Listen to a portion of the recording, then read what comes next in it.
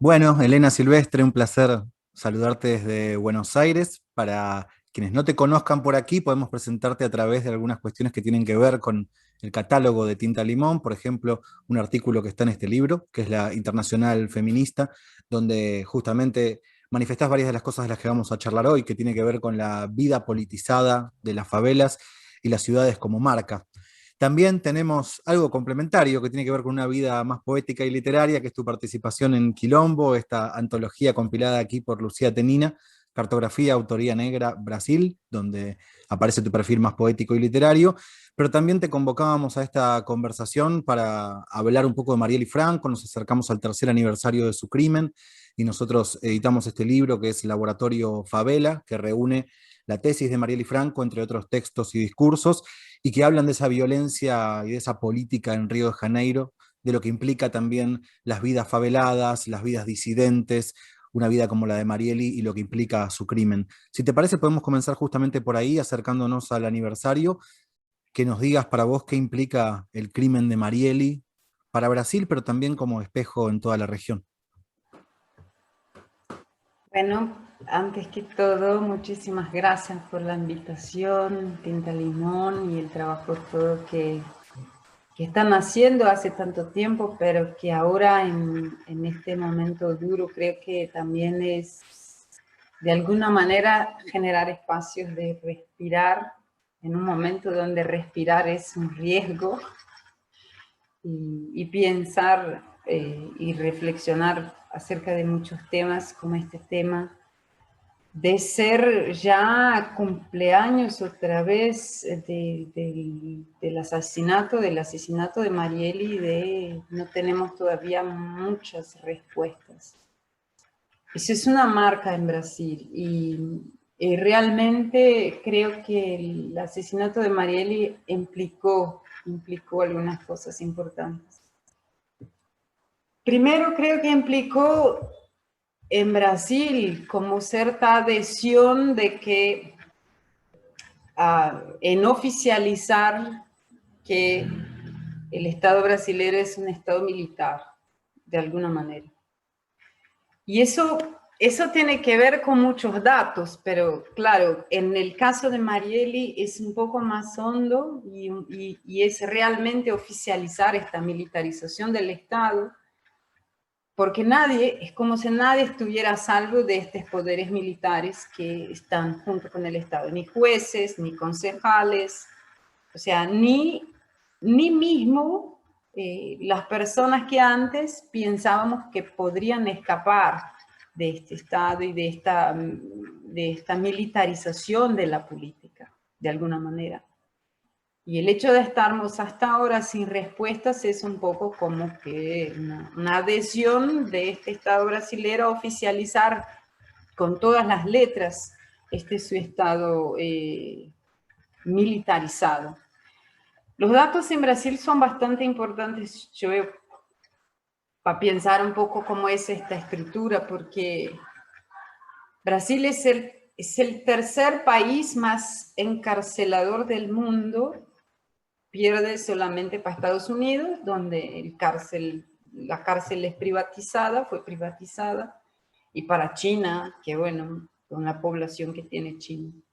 Pero en Brasil son casi 800.000 personas encarceladas, y mitad de estas personas nunca fue siquiera juzgada, no ha pasado, es como si están en un intermedio que nunca termina. Y bueno, es el noveno país más violento del mundo, Brasil, en términos de los números de homicidios, de asesinatos. Una estadística en la cual lamentablemente figura también el caso de Marielle. En 2017 fueron 63.000 personas asesinadas en Brasil. Eso es, según las cuentas, una persona a cada 8 minutos, y eso hace del Brasil el noveno país más violento del mundo. Y son datos oficiales estos, el Foro Brasilero de Seguridad Pública. Entonces nosotros en Brasil pasamos a vivir el absurdo como la normalidad, pero el absurdo come a todo que está al su alrededor. Y ahora está comiendo la democracia que aceptó convivir con él. Entonces, es una implicación muy importante pensar un Estado militarizado, porque no es igual que una dictadura, y dictadura y democracia son diferentes, es claro. Pero el Estado brasileño está oficializando un poco su carácter militar y después también se puede ver incluso lo que es la composición de este gobierno, del gobierno Bolsonaro, que tiene muchos militares en posiciones importantes. Entonces, esto fue una implicación, ¿sí? Como saber que en este país el Estado puede asesinar a una persona porque piensa distinto. Elena, en ese Fue sentido, yo quería preguntarte si todavía Bolsonaro tiene algún consenso para esa política de militarización y de represión constante. Si existe un porcentaje que es el que lo llevó a la presidencia mediante el voto, para poder actuar de esa manera.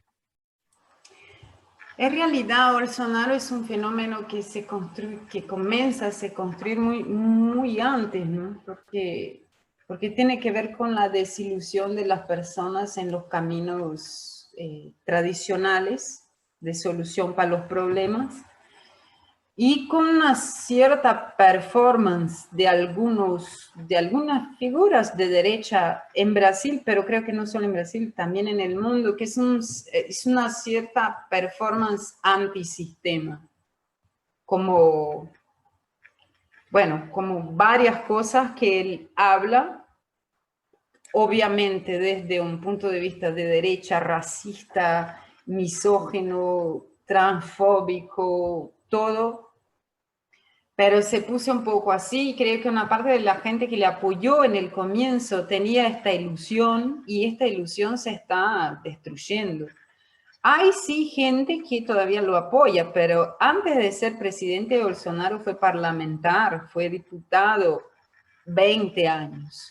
O sea, la democracia está aceptando vivir con gente que tiene y tenía este discurso además. Entonces, esta gente que le votó a lo largo de estos 20 años, esta gente sí sigue con él.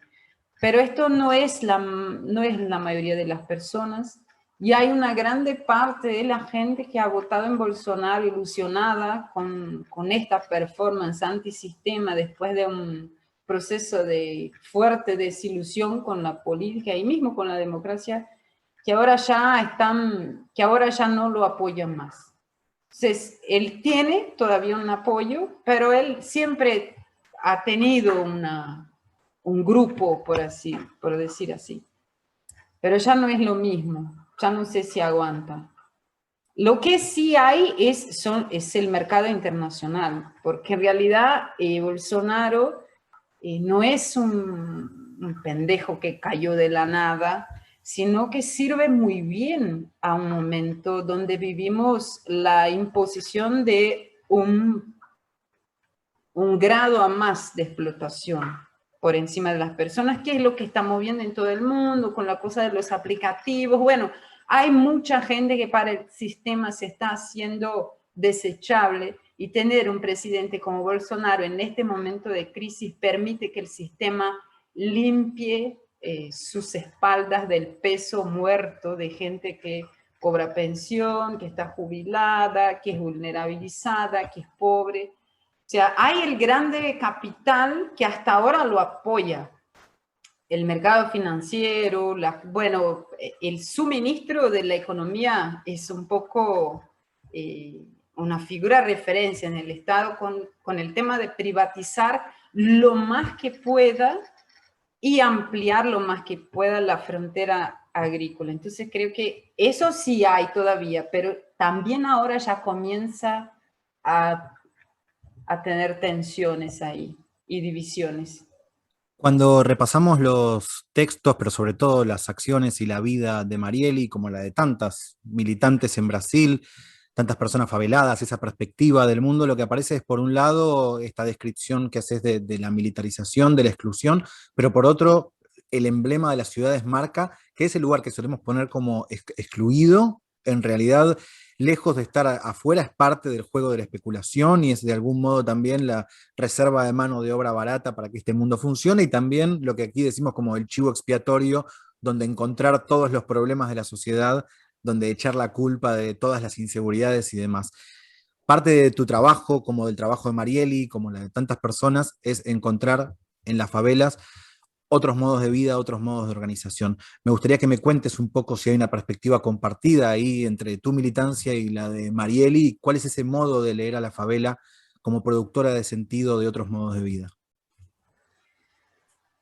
Seguramente que hay mucha conexión y creo que a la gente que nació y creció en territorios favelados, favelizados, eso es una marca en la manera de ver y también en la manera de pensar y hacer militancia, porque la favela tiene maneras propias. Al mismo tiempo que las favelas, a mí por lo menos me parece que es un lugar donde se evidencia con mucha fuerza que el sistema no funciona. O sea, la violencia no funciona, no resuelve el hambre, no resuelve la desigualdad, no resuelve, no resuelve nada. No vivimos bien, no. O sea, en la favela se expresa cuánto es tan ilógico este sistema, cómo no funciona. Al mismo tiempo, y tal vez incluso por eso, la gente en las favelas genera manera de vivir, genera conexiones, genera redes, genera posibilidades, construye mecanismos muy domésticos, muy territoriales, muy locales de manutención de la vida en un lugar donde matemáticamente es imposible. Mira vos, en Brasil están ahora discutiendo un auxilio para las familias que es de 250 reales. Un paquete con 5 kilos de arroz en Brasil, que es parte de nuestra canasta básica, te cuesta 40 reales. Y el gobierno está discutiendo dar 250 reales para que familias vivan por un mes. Entonces, vivir en la favela muchas veces no hace sentido matemático. Es como magia. Uno no sabe cómo es que la gente está viva. Estamos ahora mismo en el medio de una pandemia. Hace rato estábamos haciendo asamblea 2 semanas atrás en un lugar. Acá yo estoy en la zona sur de São Paulo, la periferia, la región de Capão Redondo, que es donde vivo. Y se llena de agua las casas cuando llueve, 2 metros de agua en el medio de la pandemia. O sea, ¿qué máscara? La gente está con agua de los canales, con basura, con hasta 2 metros adentro de la casa, arriba de los techos, huyendo de la lluvia, en el medio de la tempestad con hijos, con un auxilio de 250 reales, perdiendo gente todas las semanas en los cementerios o sin siquiera poder despedirse por el COVID. O sea, en la favela, por las cuentas, es imposible que estemos vivos. Somos una miraje, no sé cómo decir eso, casi una magia. Y esta magia, ¿quién hace? Son las personas de las favelas. Porque construyen sistemas locales de compartir el peso de la vida que hace posible vivir. Que sea con las abuelas o las tías, cuidando nietos y sobrinos en favelas para que las madres puedan salir a garimpar trabajo, a garimpar comida y sostener este núcleo, sea entre mujeres en una misma calle que se ayudan, que se apoyan, que comienzan a hacer mascarillas para vender porque ya no pueden vender chicles en los semáforos, no sé, en las calles. Sea porque están haciendo cosas, bueno, hay favelas acá que quedaron sin agua mientras la pandemia estaba pasando, o sea, alcohol, gel, no teníamos agua. Y lo que ves es gente que compra una bomba de agua para llenar una caja grande, y desde esta agua aparece, se mira desde arriba, es como una estrella, porque es una caja de agua de donde salen canillas para varias casas, para tener por lo menos un poco, y eso lo hace con muy pocos recursos. Entonces, yo veo que esta ciudad, tenemos fronteras que son socioeconómicas y que no coinciden con las territoriales, porque adentro de São Paulo existen dos países. En uno de ellos vemos que el sistema no funciona, pero también aprendemos que juntos logramos hacer posible hasta la vida que es matemáticamente imposible de estar ahí. ¿Por qué crees, Elena, que no prevalece en un momento como la pandemia que cristaliza estas diferencias que estás manifestando? No aparece la competencia, no aparece el pisar cabezas y aparece este sentido que manifestás más cooperativo. Yo creo que es por la necesidad misma, porque hay la competencia, claro que la hay, pero ya estamos llegando en un punto de explotación tan brutal de la vida, de racismo, de eso, de condiciones son imposibles. El hecho es que estamos viviendo lo imposible hace algún tiempo. Entonces, ya no es una cosa que tenga que ver con competir por un trabajo, porque no hay trabajo más para casi nadie. Las tiendas se cierran, el comercio se cierra, la gente se queda desesperada. Ya veníamos con un nivel de desempleo alto en Brasil antes de la pandemia, ahora él está tremendo. Y realmente lo que hay es una situación muy difícil donde si uno no se agarra al otro que está cerca a pensar maneras de vivir, se van a morir los dos. Eso se va, el hecho es que eso se va convirtiendo muy claro en las cosas cotidianas y hace falta más personas ayudando a construir el puente para comprender que eso es solamente un, por decir así, un reflejo de la estructura toda que tenemos, que es donde la competencia sigue todavía en los valores, en estas cosas, donde sigue todavía más fuerte, creo, que en las prácticas mismas que tienen que volverse a sobrevivir, a garantizar la vida. Otro eje que nos parecía interesante para abordar tiene que ver también con los movimientos sociales y las militancias territoriales intentando ocupar lugares en el Estado. De hecho, después del crimen de Marielli hemos visto muchísimos casos de referentes de favelas, de movimientos sociales, alcanzando espacios dentro del Estado. ¿Cuál es tu lectura, si es posible, un balance de ese intento de hacer del Estado un lugar de transformación?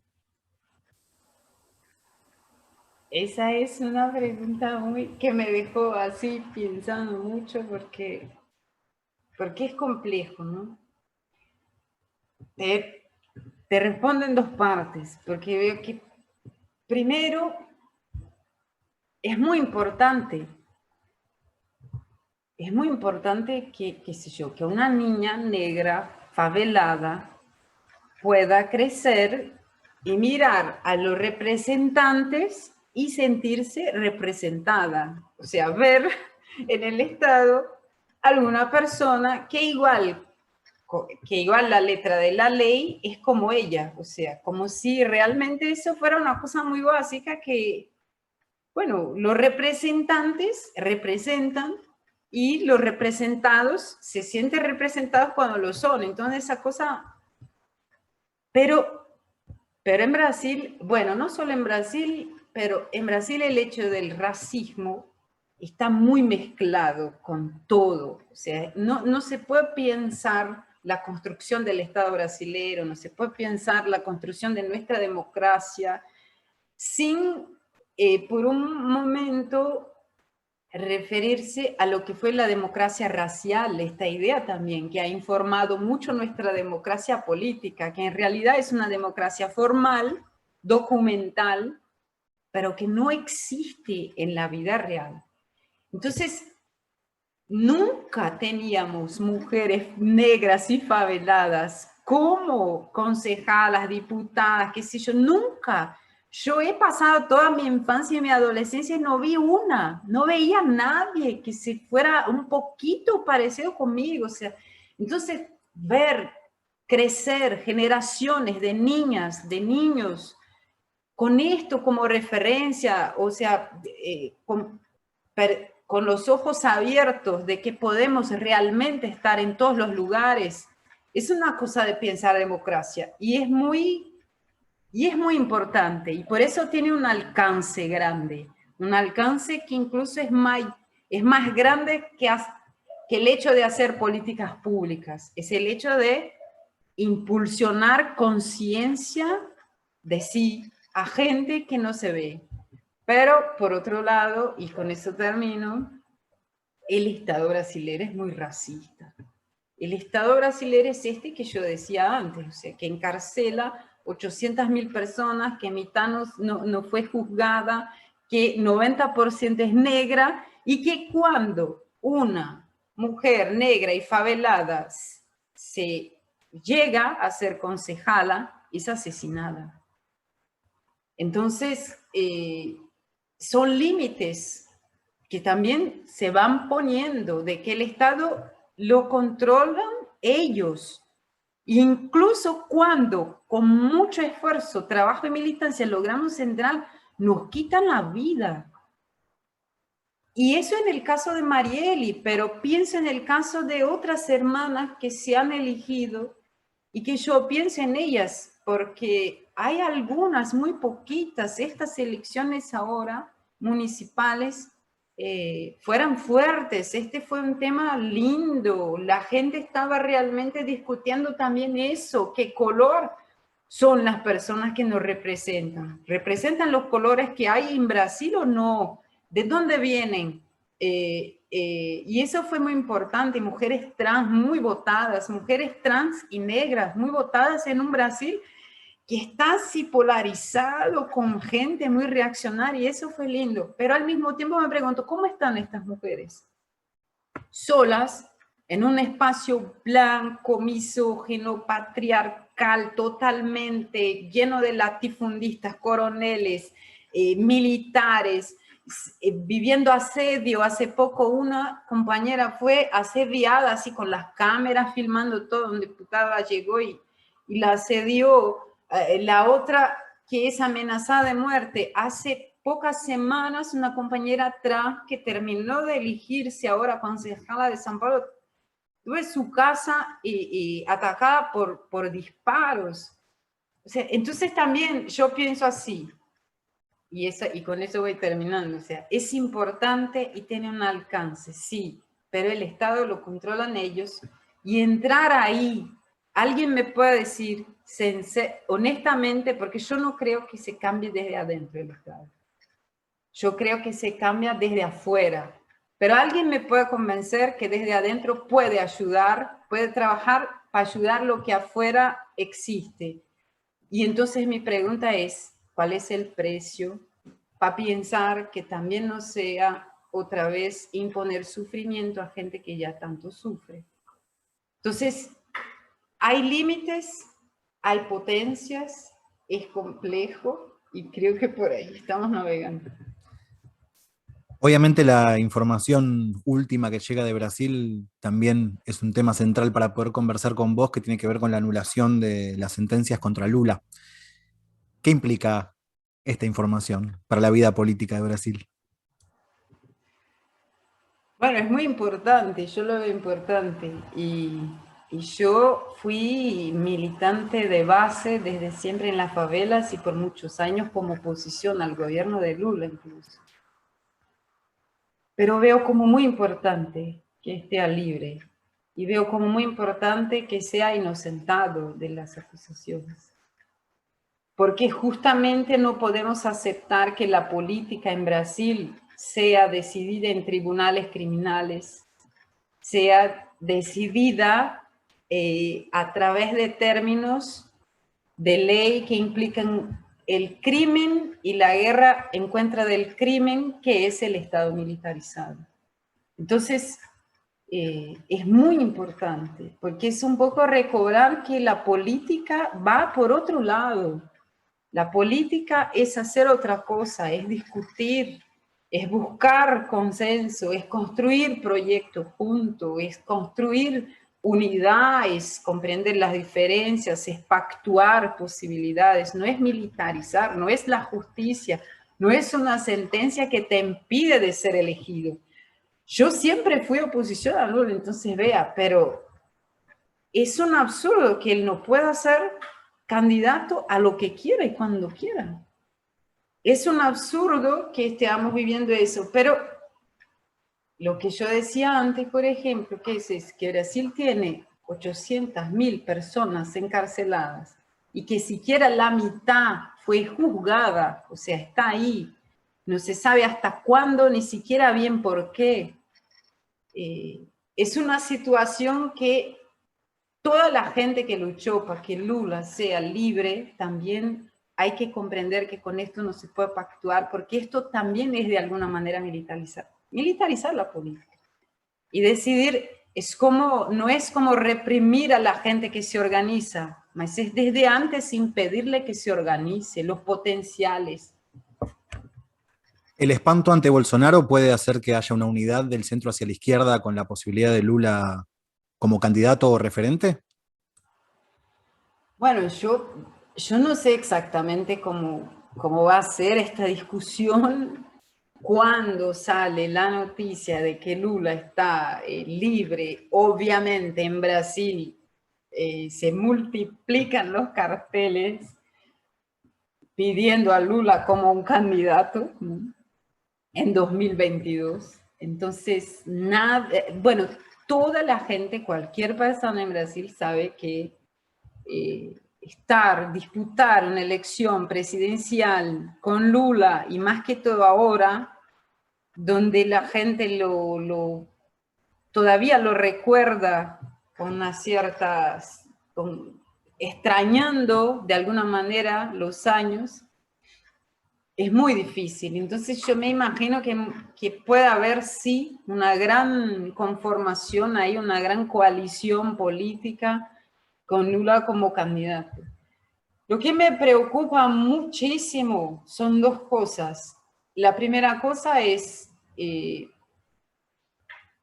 hago votos de que de esta experiencia el PT y Lula también puedan aprender lecciones, porque se juntaron con gente que después ellos mismos estaban a decir que les estaban dando un golpe. Y fueron gente que estuvieran de manos dadas mucho tiempo, y eso fue un problema que el pueblo sintió por muchos años y que después terminó volviéndose contra él mismo, incluso como persona individual. Y la segunda cosa es, ¿qué hacemos hasta 2022? Porque si la gente se alegra con que Lula sea liberado y entonces comienza con su sueño electoral para 2022, hasta 2022 Bolsonaro nos va a matar a cuántos millones acá en Brasil. ¿Cuántas millones de mujeres, de Marieles, cuántas millones de niños que están siendo asesinados por la policía todos los días? Ahora tramita una ley, un proyecto de ley en Brasil, que quiere poner las policías que acá son provinciales bajo el poder del presidente. En términos generales sería eso, que significaría la más grande concentración de poder militar en manos del presidente, porque más allá del ejército también mandarían las policías, y que son, sabemos nosotros, más violentos porque están en guerra con los pobres, en las favelas, y haciendo algunos experimentos en Haití hace unos años. Entonces, está lindo que Lula, que se haga una coalición y todo más, pero que por Dios aprendan que si esperamos hasta 2022, puede ser que ni elecciones existan. Acá en Brasil todo puede pasar, esto es Macondo. Elena, lo último por mi parte es preguntarte por el lugar de la poesía, ya que contábamos también de tu participación en este libro Quilombo, que salió a fines del año pasado aquí en Buenos Aires. ¿Qué puede la poesía en este panorama sórdido que estás manifestando? Yo creo que puede muchísimo. Yo creo que en realidad es de las cosas que tendríamos que agarrar con las dos manos y alimentarnos, porque las izquierdas necesitan imaginación. No es posible que solo sepamos pensar los mismos caminos para hacer las cosas, los cambios desde 1917. Y la poesía siempre fue un espacio, como la literatura en general y las artes, pero yo soy de la literatura, entonces por ahí voy, que te permite osar construir mundos nuevos. Saber que las cosas no son así como están para siempre y que no fueran siempre así. Yo veo que en eso, yo soy nacida y criada en una favela. En los años 90 he pasado hambre incluso porque vivimos acá algo muy terrible con las masacres de la policía en las favelas, con guerras entre bandas, entre facciones, y vivíamos niños ahí en el medio de esta guerra y muchas veces sin saber, jugando pelota, con las madres agarrarnos cuando se abrían los tiroteos y ponernos adentro de casa. Entonces, ese mundo que encontramos así mismo, este mundo ofreció muchas cosas mismo así. El rap, todo el rap nació desde ahí, con una conciencia de racial, por ejemplo, que es algo que tenemos ahora, que vamos a enfrentar otra vez el infierno en Brasil, nosotros los más pobres. Pero ahora sabemos mejor, por ejemplo, nuestro pasado racial, cosa que en los 90 no sabíamos, y que el arte, la poesía, la osadía de los raperos nos ha ofrecido esto a quienes estábamos en las favelas buscando sentido en una vida atrapada de tantas violencias. Y hoy creo que sea lo mismo, que podemos hacerlo, que el arte necesita comprometerse con el futuro, y que la política también, porque solo sabe mirar al pasado para intentar otra vez lo que ya muchas veces no salió bien. Entonces, que podamos hacer un poco de poesía, imaginar otros caminos, me parece que es cuestión de vida o muerte ahora. Querida Elena, te mandamos un fuerte abrazo desde acá, te agradecemos muchísimo la comunicación y nos vemos en próximos textos, seguramente.